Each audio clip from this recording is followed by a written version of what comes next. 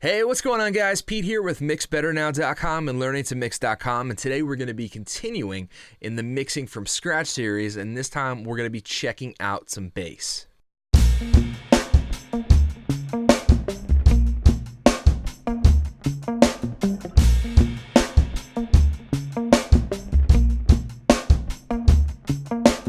So last time out, we went through all of the drums, so we kind of got those dialed in and sounding good. And this time we're going to basically focus in on the bass, and I'm going to show you all of my processes and my philosophies behind getting my bass sound.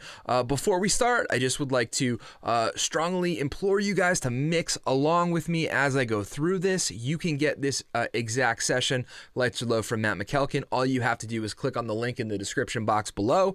When you sign up on my email list, I will send you this session along with another one, a bunch of other cool things like drum samples, mix templates, all kinds of good stuff in my audio swag bag, so make sure you take advantage of it. All right, so just to refresh ourselves as to where we left off, this is what the drums wound up sounding like.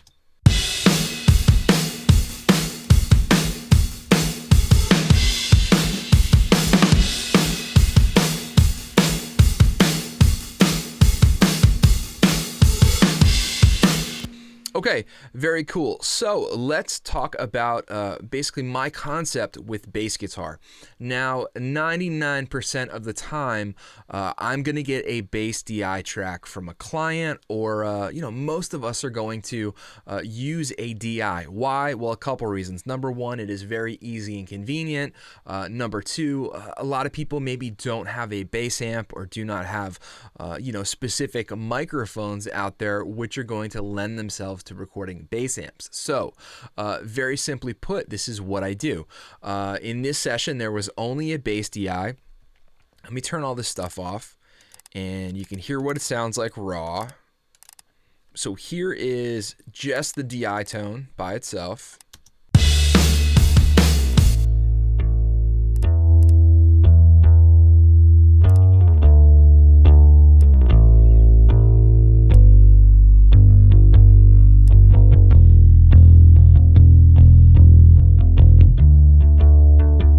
Now it sounds really good. It actually sounds better than most DI'd bass sounds. What's cool about it is I know that they went through a DI box that sort of had a tube in it, and I believe a transformer of some type, giving it some vibe. So with that in mind, I go ahead and I duplicate the DI track. So you see up here we have bass DI and then we have bass amp. So all I'm doing is I'm right clicking on this and I'm duplicating the entire track completely, okay? It doesn't matter whatever DAW you're working in, you could do this in any DAW the same way. So my main philosophy with handling the DI is getting a good DI sound. Then on the bass amp side of things, which we'll touch on in part two, part one we're going to talk about the DI and then the parallel processing. But in part two, we're going to check out the bass amp track that I like to set up, and then we'll talk about what I do to the bus where I blend the two sounds. But essentially, I like to get a really good DI sound where it can almost hang on its own if it had to. You know what I mean? It's like, so the DI is going to sit here, and then I'm gonna bring in another, the duplicated track. We're gonna throw some special processing on there to make it sound amp-like. We're gonna bring the two together, and they're gonna funnel through our bass bus over here. Now, let me show you what I have going on in regards to the DI and some stuff that I like to do, and then we'll talk about some of these parallel tracks that I've got set up, or parallel buses. Now, the first thing that I like to do here on just about all my tracks, if I know that the session was not recorded through a console of some type, I'm typically always going to use the Slate VCC, which I love very much. I also like to use the trim tool for a little bit of gain management, gain staging. So I'm pulling down a little bit of volume here, and then I'm just using the Brit 4KE setting. Whatever flavor you like, by all means use. If you got the Waves NLS, use that. Console Shaper, whatever you have. I'm just a big fan of this. Now, the first thing that I'll do on a DI track is I like to hit a little bit of tape. So here I have the Studer A800 from UAD setup. and I've turned the noise off. Now, with all these plugins that I'm going to show you, it does not matter the company, it is the concept behind why I'm using these plugins. So in this instance, just any tape plugin is going to give you that natural little bit of compression. It's going to just give you some of that analog sweetness, and it's going to add a little bit of warmth to the signal. So I've turned the noise off, like I said, and I've kept it at 15 IPS, and I'm just pushing a little bit of the input here, and then I'm level matching with the output. I just want to see a little bit of healthy bit of volume going into the meter here. I've turned it on. It sounds like this.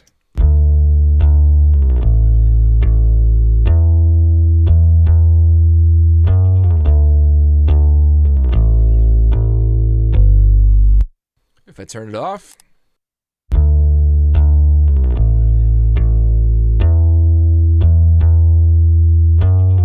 back on.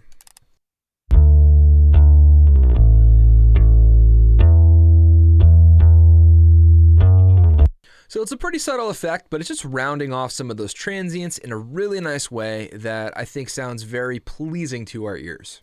The next thing that I like to do following the tape is I like to do a little bit of EQing. So you can grab your favorite EQ, and essentially what I like to do is roll off a little bit of the bottom end. I like to roll off a little bit of the top end. Now, I know some people might think, well, isn't rolling off bottom end a little bit counterintuitive to the bass? And look, I mean, I find it actually tightens up a lot of the low end sound. There's plenty of different techniques that you can do if you want low end. I'm a big fan of doing a little bit of filtering, and then if I want some more lows, I might, boost a little bit of a low shelf somewhere around there, so we get a little bit of a bump right around where the filter is. It just depends on the tone of the bass, depends on the tone of the DI, all that stuff. I'm doing a little bit of filtering up top here, just because we don't really have a whole lot of frequency information up here. Check it out.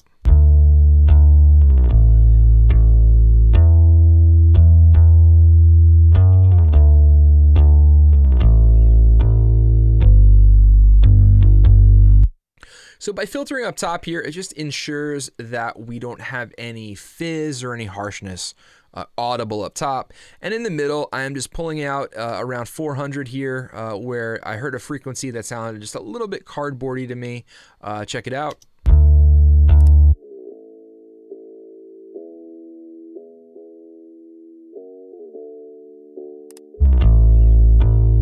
So it just sounded a little bit thin. By removing it, I feel like it is making the bass sound a little bit bigger.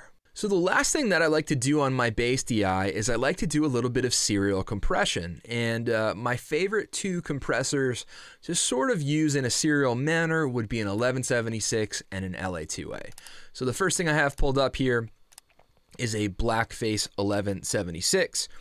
This is the Rev E from UAD. Again, it doesn't matter the company. The concept here for me is using an 1176 or a FET style compressor and then going into an LA2A or an optical style compressor. So essentially what I'm trying to achieve with the 1176 first is you're going to notice that the VU meter is not constantly pegged. It's just sort of going, and it's pushing back some of the higher and the louder transients that the DI is going to have. I always typically set it up with the fastest release possible, which is 7, and then either 2 or 3 on the attack. Just to reiterate, 1 is the slowest on the attack and release time on an 1176. 7 is the fastest. I know it's backwards, it's weird, but and then I usually stick with a 4-to-1 ratio, nice and gentle. So we'll turn this on, and you'll notice that there might not be any compression happening, but then on some parts it can get pretty aggressive and do about 7 dB of compression, knocking back some of the bigger peaks. Check it out.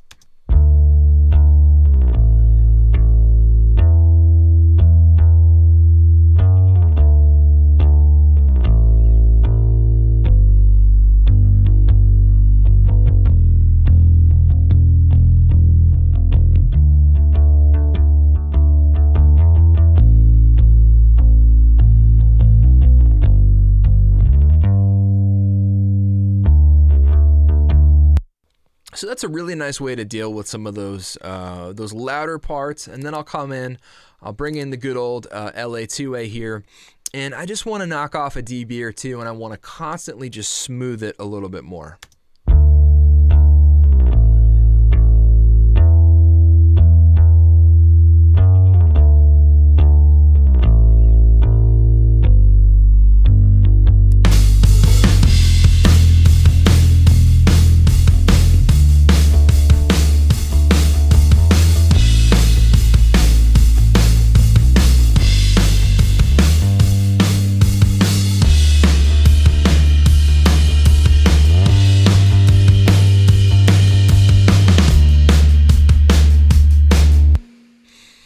right, so it's kind of hanging in there with the drums right now, and it's sounding good, but we know that the more stuff that we add into it, it is certainly going to have to poke out a little bit more, and it's going to have to get a little bit more aggressive. So because of this, this is exactly why I set up two parallel effects buses here, which we're going to take a look at right now. And the first thing that I set up here, it says P bass. This is not indicative of a Fender P bass. This just means parallel bass bus for me, okay? And there's two things that I typically like to do on here. The first thing that I like to do is do a little bit of aggressive compression. So I am using a Blue Stripe 1176 because for me they are more aggressive sounding. They're very grabby. And I love pushing a lot of level into these things. So I am actually using a very high ratio here. We're into some limiting, 20:1, and the attack and release are pretty much the same as the compressor on the DI track. Okay, now here's how I sort of set this up. So I'm going to turn on my send here, and you're going to see we're going to the parallel bass bus, but my send volume is at 0, okay? So it is at unity. So I'm sending basically, no pun intended, 100% of the signal from this over to our bus, and then I am actually using the return volume here to sort of blend in how much of this parallel effect I want to gel with the DI, okay? Now, let's just take a look at, I'm going to turn this guy off. I'll show you what that is in a minute. But let's see how much we're doing here, and then we'll push this fader up. We should be doing quite a bit of compression here.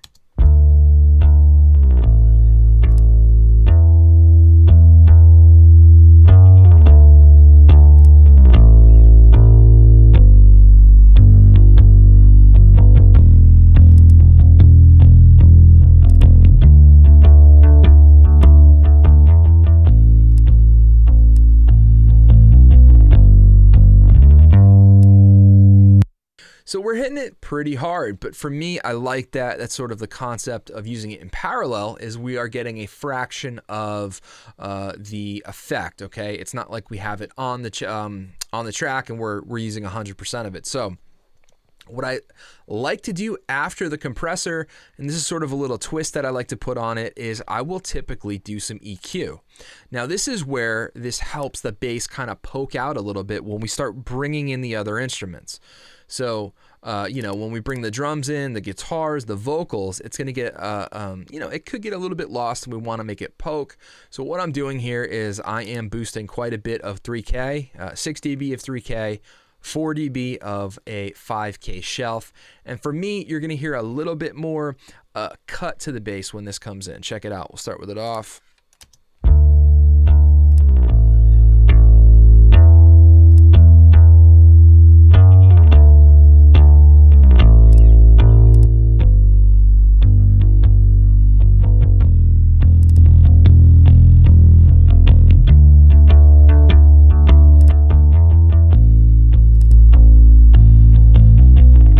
So I find that really, really helpful to just get a little bit more poke out of the DI. And you could put anything you want really on the parallel bus. It's just that knowing that you're doing you know, compression, EQ, a little bit of harmonic sweetening in parallel, so that you're getting a portion of that effect. Now the other thing that I like to have on tap, handy, ready to go, is what I call a parallel dirt bus or a dirt bus. And really all this is again, we're using 0 dB for our the amount of send that we're putting out. So we're at unity, and then I have the fader all the way down here on the return, and what I set up on here is pretty much a dirt box. So a distortion plugin of some type, or you know, a color box, just something that's gonna give us a pretty much a little bit of distortion to poke out. So here I'm just using the Devil Lock from Sound Toys.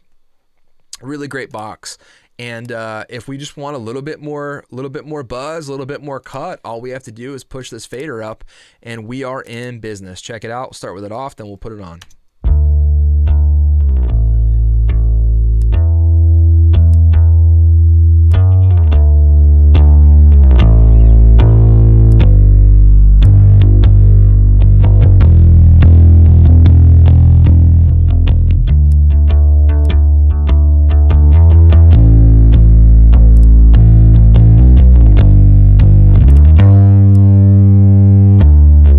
Now, what's great about this is, like I said, when you bring in other elements of your song where there's, thick guitars or very heavy drums, lots of vocals, gang vocals, you're really going to need the bass to be audible and to cut.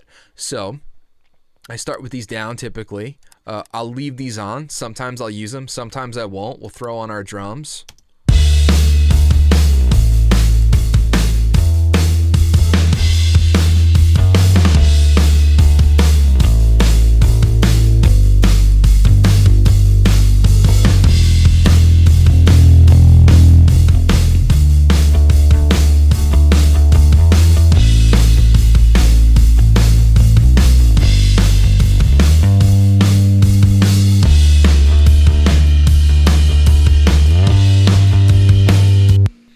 So really, depending on whatever you need or however much parallel compression, parallel EQ, and parallel distortion you need, you have it all on tap, and it's literally as simple as, if you want more, you move the fader up. If you want less, you pull it on down. And it's that easy, guys. Okay, so that's it for part one. In part two, we're going to take a look at this bass amp track that I have set up. I'm going to show you some of the tools I like to use, some of the techniques I like to do. It sounds very cool when it's blended together with this DI. And then we're going to send both of these over here to the bass bus. That's a little giveaway there for what I got on the bass bus, but I like to blend them there. And then what's nice is we can control our overall level for both bass tracks from the bus. What I do is I send the parallel compression and the parallel distortion to the bass bus as well, so that way we don't get any of the effect bleed or wash in the background. And it's a really, really easy and effective way to control your bass tone. All right, guys, so that's it for part one. I just want to say thank you for tuning in and thank you for watching. I appreciate it. Guys, make sure you click on the link in the description box below. Go download this song and mix it along with me. Download your swag bag and get all your goodies. Guys, if you haven't already, make sure you hit that subscribe button and hit that little bell next to it so that way you're notified of all the new content that gets up and posted. Just want to say thanks again for watching. I hope you all have an awesome day, and I will catch you guys over in part two.